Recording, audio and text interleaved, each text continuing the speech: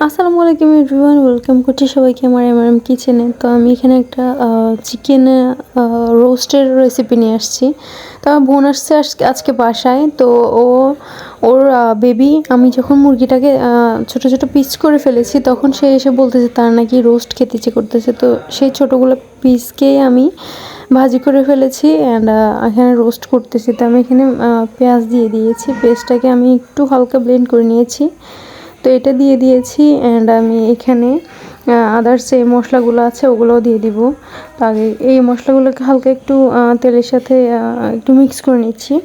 তো আমি এখানে দিয়ে দিচ্ছি কিছু তেজপাতা। তো আমি এখানে ফার্স্টের আমার যে ভিডিওগুলো অ্যান্ড হচ্ছে লাস্টে যে ভিডিওগুলো করছি, ফার্স্ট এবং লাস্টের ভিডিও দুইটাই আমার ফোন থেকে কোথায় উধাও হয়ে গেছে আমি জানি না, হয়তো আমার বেবিরা এটা ডিলিট করে দিয়েছে। তো পুরো রেসিপিটা আছে, মানে জাস্ট চিকেনটাকে আমি যখন ভাজি করেছিলাম সেই চিকেনের ভাজার মানে ভিডিওটা কোথায় ওরা উধাও করে দিয়েছে। তো এখানে আমি আদা রসুন বাটাটা পেস্ট দিয়ে দিচ্ছি।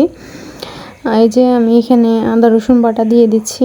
তো এগুলো দিয়ে আমি আবারও ভালো করে এগুলোকে একটু মিশিয়ে নিব। অ্যাকচুয়ালি মশলাটা যত বেশি আমরা কষাবো তত বেশি এটার মজা বা মানে স্বাদটা বেড়ে যাবে। তো এখানে আমি লবণ দিয়ে দিলাম। তো হালকা এগুলোকে একটু ঢাকনা দিয়ে ঢেকে দিলাম, যাতে করে যে পেঁয়াজ এবং আদা যেগুলো এক্সট্রা একটা গন্ধ আছে এটা ছড়িয়ে যাক, মানে মজাটা বেড়ে যাক ওই জন্য। তো আমি রোস্টটা আজকে কোনো রকমভাবেই বানাচ্ছি। তো আমি একবারে মানে প্রস্তুত ছিলাম না বলা যায়। ও ব্রয়লার মুরগি খেতে পছন্দ করে, আমার বোনের ছেলে। তো বানাবো না ভাবছি, সে বলতেছে সে রোস্ট খাবে, তার জন্য রোস্ট রান্না করতেছি আজকে। মানে এটাকে কি বলে, আয়োজন ছাড়া যেটাকে বলে আর কি। তো আমি এখানে কি কি মশলা দিয়েছি আমি আপনাদেরকে বলছি। তো আমি পেস্টের মধ্যে এলাচ দিয়েছি, কালো এলাচ দিয়েছি, গোলমরিচ দিয়েছি, তারপর হচ্ছে শাহি জিরা দিয়েছি, মৌরি দিয়েছি, তারপর দিয়েছি আমি এখানে কালো গোলমরিচ, সাদা গোলমরিচ, তারপর হচ্ছে কাবাব চিনি দিয়েছি। তো আমি এগুলো সবগুলোকে জয়ফল জয়ত্রী দিয়েছি। তো আমি সব কিছুকে আমি এখানে মানে বেটে নিয়েছি। তো আমি এগুলাকে এখানে দিয়ে ভালো করে এই মশলাগুলোর সাথে এগুলাকে মিক্স করে নিব। তো আমি এখন এই মশলাগুলোর মধ্যে একটু পানি অ্যাড করে দিচ্ছি। পানিগুলো দিয়ে আমি এটাকে একটু কষিয়ে নিব।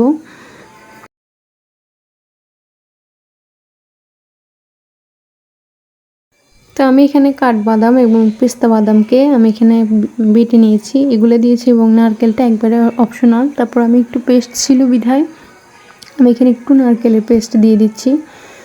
তো বাদাম পেস্ট এবং নারকেলের পেস্ট আমি এগুলোকে দিয়ে একটু মিক্স করে নেব এখন।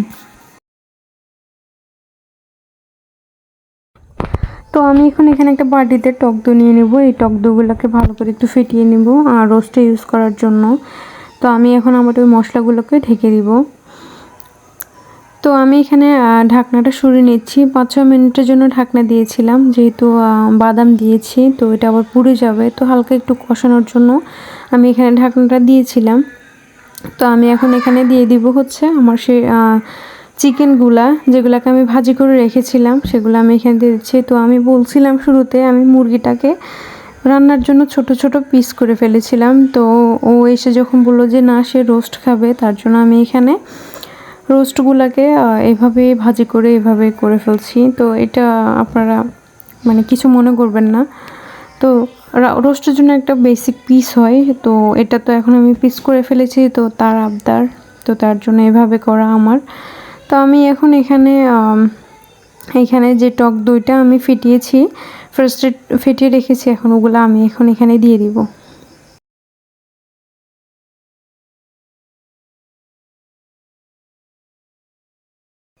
তো আমি এখানে যে টক দইগুলো দিয়েছি ওইটার বাটির মধ্যে একটু পানি নিয়েছি, আমি আবার একটু পানি দিয়ে দেবো। তো এগুলো দিয়ে আমি একটু এগুলোকে ঢাকনা দিয়ে ঢেকে কিছুক্ষণ এভাবে রাখবো। তারপর আমি এখানে মিল্ক অ্যাড করব। আগে এইভাবে একটু হয়ে নিক, তারপরে আমি মিল্কটা এখানে অ্যাড করছি। তো আমি এখানে এখন ঢাকনা দিয়ে দিব। তো এটা অনেকক্ষণ যাবত হয়েছে। তো এখন আমি এখানে এটাকে একটু নেড়ে নিচ্ছি। এই যে মাশাআল্লাহ, এখন থেকে দেখতে সুন্দর লাগছে। এটা গ্রেভিটা একবারে লোভনীয় দেখতে লাগছে। তো এখন এখানে আমি সেই আমার দুধগুলা আমি এখানে অ্যাড করে দিব। তো আমি এখানে দুধগুলো দিয়ে দিলাম। তো আমি এখানে এখন দিয়ে দেব কিছু কাঁচামরিচ দিয়ে দিব, ঝালের জন্য কিছু কাঁচামরিচ দিয়ে দিব। আর এমনিতে এটাতে যেহেতু দুধ অ্যাড করা হয় অ্যান্ড হচ্ছে আপনার বাদাম দেওয়া হয়, এই জন্য একটু মিষ্টি টাইপের হয়ে যায়, ওই জন্য এখানে মরিচটা দিতে হবে। তো কাঁচামরিচটা আমি এখানে দিয়ে দিলাম।